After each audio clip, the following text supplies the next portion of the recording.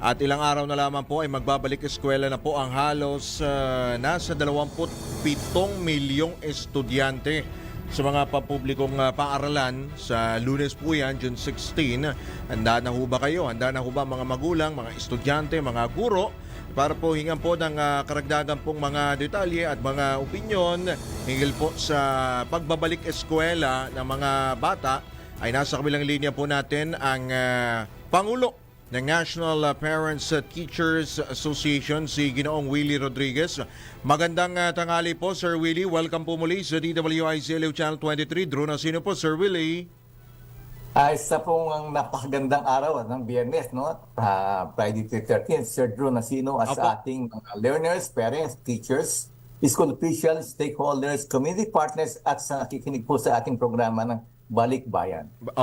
Salamat po sa inyong pong pagpapaunlak, Sir Willie. Gaano na ho ba tayo kahanda? Actually isa't kalahating araw na lamang po ay balik eskwela na.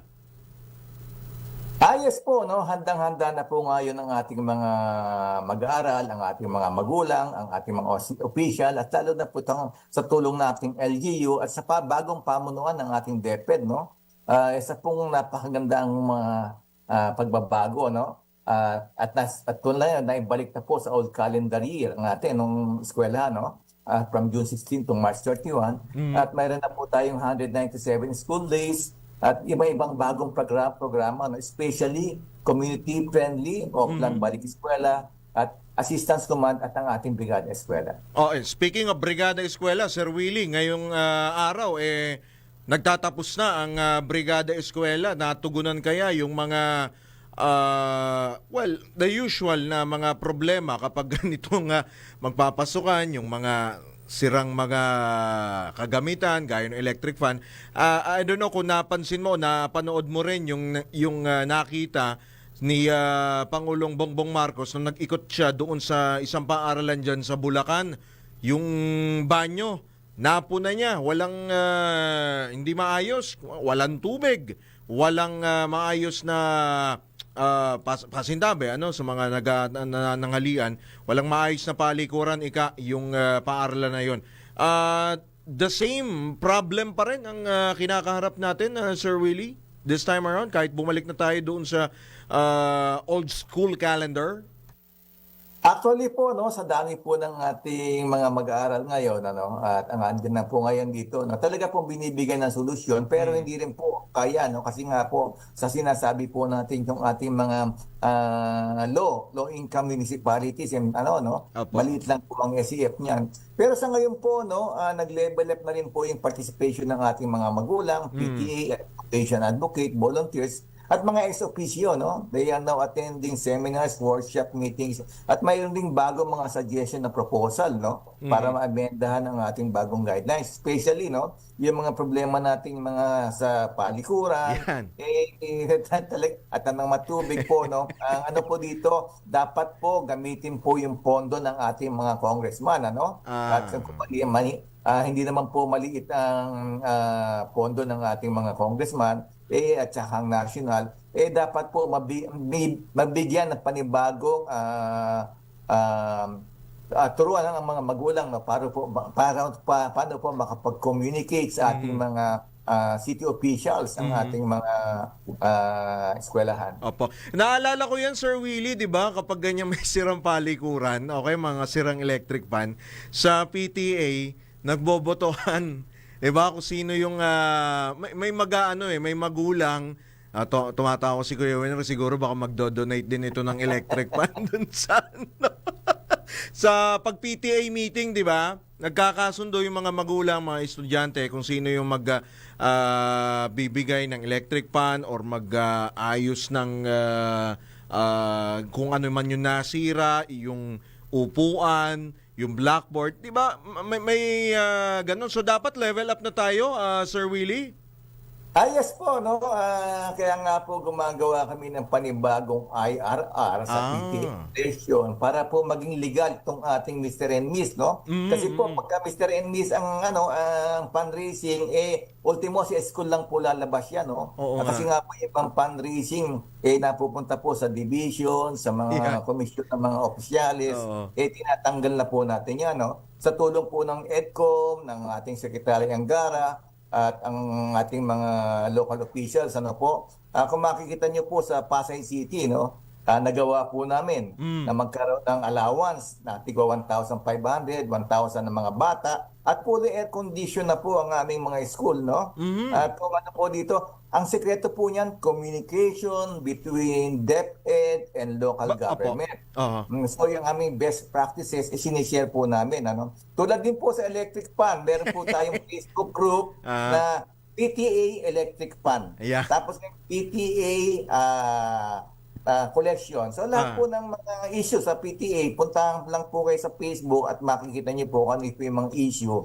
At ang ano po dito, no, isang po sa aming pinagtataka, ikot saan po na pupunta itong mga electric fan. Yan. Oo. Pero, Sir Willie, yung binabanggit mo, Pasay, Metro Manila yan.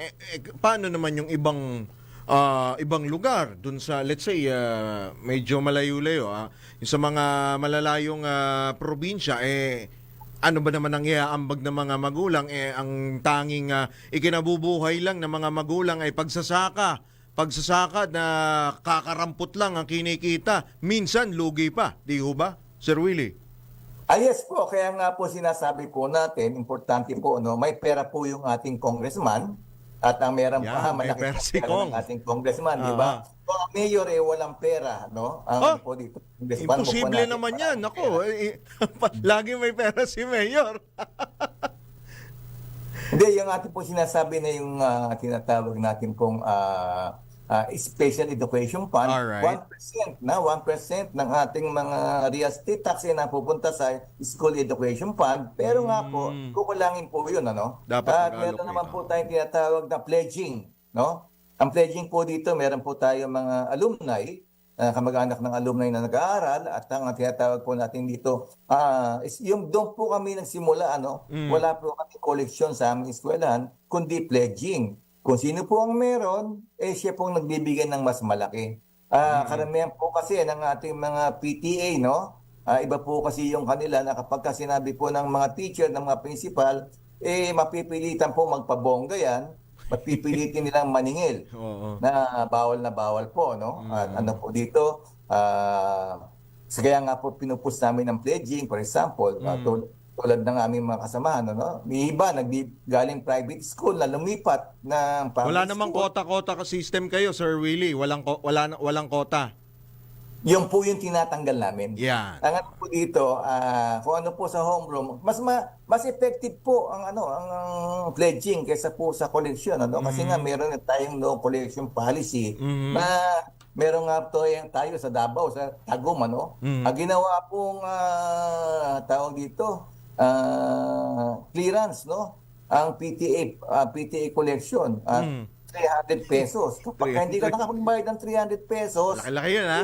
ibigay yung mga card mo. Panawagan po sa Davao, no? Davao PTA, no? Meron po tayong 3 eskwelahan dyan na ganyan po ang ginagawa, na mas i-report po natin sa ating division o sa ating po mga dito sa 300? central office, pagdating po niyan sa investigasyon, Malaki siyempre yun. po, cover up po yan. Oo. At sasabihin po, tawag ito, kagustuhan ng magulang. Hindi po, no?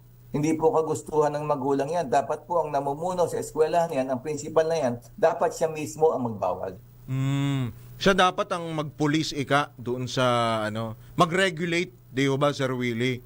Pag mga Opo, no? Dapat sila po ang nagre-regulate, sila po ang pasimuno.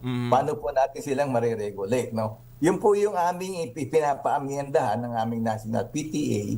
At direkta naman po kaming nakikipag-communication sa ating Secretary Angara, sa EDCO, na composed of Senate and Congress, no? Andito po dito, no? Kasi nga po, masyado pong lenient yung ating mga school officials, no? Kapag ka po kinasuhan mo, aabutan ka ng 10 o 12 taon. Oo. Ang tagal niya na Sir Willie, pero yung mga the usual din na problems talagang hindi natin minsan maiwasan, sumusulpot at sumusulpot pa rin. Pero may mga bago rin mga problema na dumarating, di ho ba Sir Willie? Lalo ho yung yes. yung sa mga gadget pa, yung mga learning materials. Ika, 'di ba? Yung mga laptops kasi 'di ba? Merong utos ang DepEd na pinapayagan nila, pinapahintulutan nila yung paggamit ng mga devices nitong mga na ito, kagamitan na ito basta sa pag-aaral ng mga bata.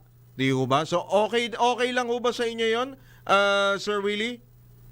Actually, no, kasama po kami sa Senate hearing diyan, at talaga po natin napag-aralan. Maski po, no, makikita po natin sa ibang bansa, na talagang pinagbabawal na po ang paggamit ng cellphone Yun. sa loob ng eskwelahan sa oras ng sa oras ng school time, no. So ngayon dito, sana po may apply sa Pilipinas at maski po dito makikita po natin mismo, no, sa ating mga anak-anak, sa ating mga pamangkin, sa mga bata na talaga po nakatutok sa cellphone. Siguro po, it's about time na talagang palakasin ang pagbaban ng cellphone sa mga bata sa loob ng eskwelahan para po mayroon po silang pahinga. So, hindi ho kayo payag na sila po ay paggamitin ng mga ganyan pong devices basta sa pag-aaral, Sir Willie? Tutol ho kayo doon? Sa loob lang po Sa ng loob lang eskwelahan. ng classroom. So ngayon po naghahanap po kami ng mga budget, paano po kami makakapag-propose ng mga locker, no? Kumbaga Ayun, at least okay locker yun. cellphone, no? Yun po yung isang magiging gastos diyan at mga challenges, ano? At ang po dito, kapag nakita po natin talaga ang mga bata ngayon mismo talagang nakatutok lang, no? Wala nang ginagawa. So Actually. it's about time. Tulad nga, kulang po tayo sa ating sa PISA, lagi po tayong muli. Siguro, it's about time na tingnan po natin na talagang pagpahingay ng mga bata sa mga cellphone. At ang pinapayagan po sa ibang bansa ay yung mga malalaki na pad, no? Ibig sabihin, hindi pwedeng itago. Tablet.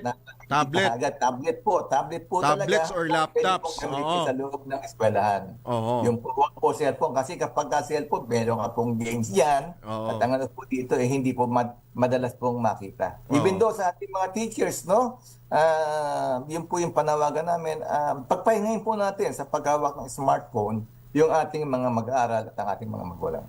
So okay lang yung mga tablets or laptops basta yung laman ng laptop at nung tablet mismong ang paaralan ng 'di ba dati meron yan? Alam ko sa sa private ano tawag doon? VTech. VTech yata yun. Oo. Kasi nga po yung isang anak ko sa private school, kasama po sa enrollment yung kanilang tablet na Apple. So talagang malaki meron silang cellphone, nakatago yung cellphone.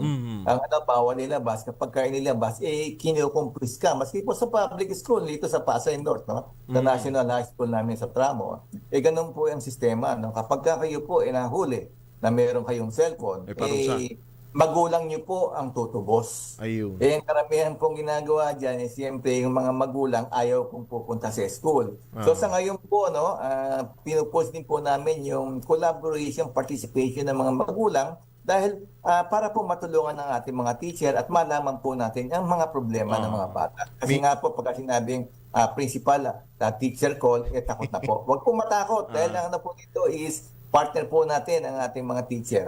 Oo. Kasi minsan, Sir Willie, yung mga, no offense pero yung ibang mga magulang kinukonsinti rin, di ba? Sir Willie. Yes po. Di ba? Nangyayari naman talaga yan. Yun po yung tinatawag natin na talagang ang tawag dito. Dapat pong ibalik yun, yung pambubugbog ng mga teachers sa ating mga bata. Kasi nga po, pagdidisiplina. Oo, pagdisiplina. Disiplina. At saka hindi po natin maiiwasan yung mga bullying na yan. Tapos yung away-away na yan. Kasi kasama po yan sa growing up, no? Yung ating mga high school. Yan, tayo po ay dumating po sa puntong ganoon na talaga pong ang mga ating mga teacher ay pangalawang magulang, no? Kaya nga po panawagan namin sa ating Deputy Secretary, gawin po na arbiter ang PTA, no? Isama po 'yan sa disciplining authority, no?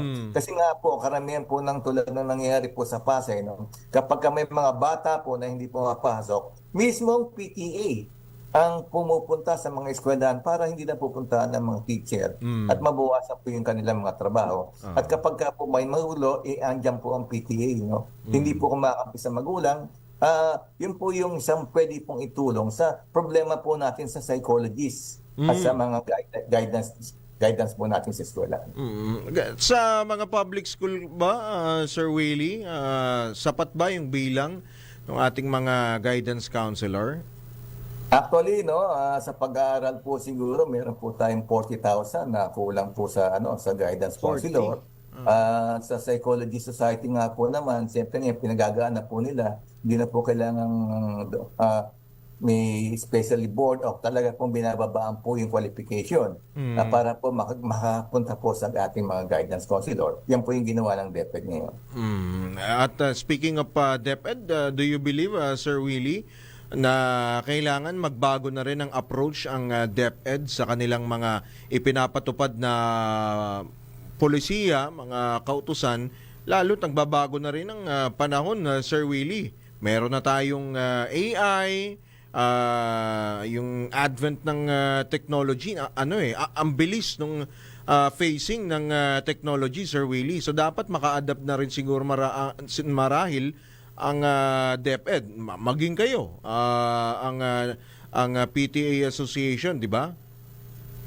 Yes po, no, talaga po sa ngayon, we are pinapattern po namin yung ating mga PTA guidelines. Ang problema lang po sa DepEd, marami rin po tayong tinatawag na Anti-Corruption Committee, no? Dapat po kasama ang PTA dyan. Hindi po binibigyan ng aksyon. Panawagan ko DepEd Secretary Angara at sa ating mga USEC ng operation, Malcolm Garma, ano po natin yung ating tinatawag na Anti-Corruption Committee I-update. na dapat po meron po yan na DepEd Order number 7 of 2022. So para po may tulad no, especially strict implementation ng mga guidelines. Kailan pa ba? Ilang taon na yan?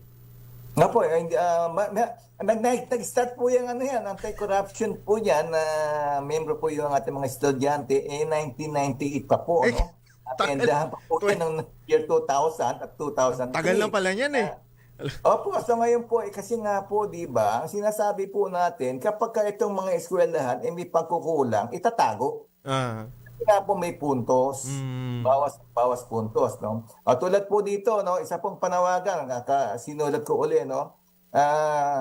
2019 po, meron pong isang teacher dito sa San Jose del Monte, Bulacan. sa Pangpalay.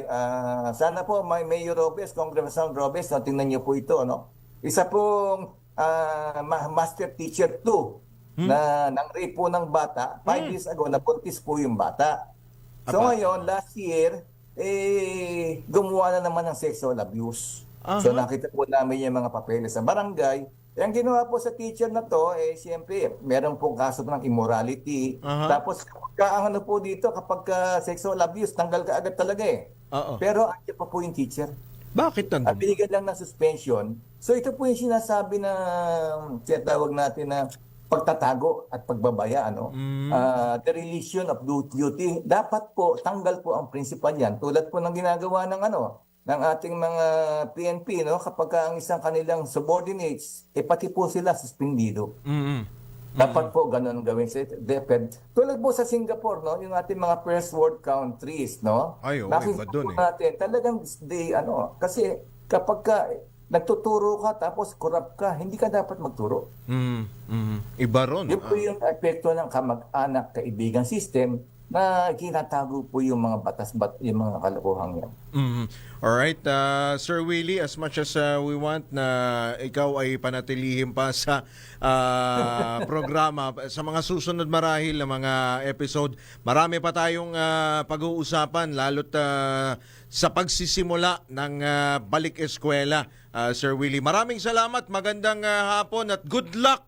Good luck po sa inyo at magandang hapon po muli. Ingat po, sir. Napakagandang hapon so, Sir.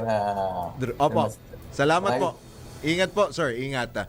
Si Ginoong Willie Rodriguez, ang Pangulo po ng National Parents Teachers Association.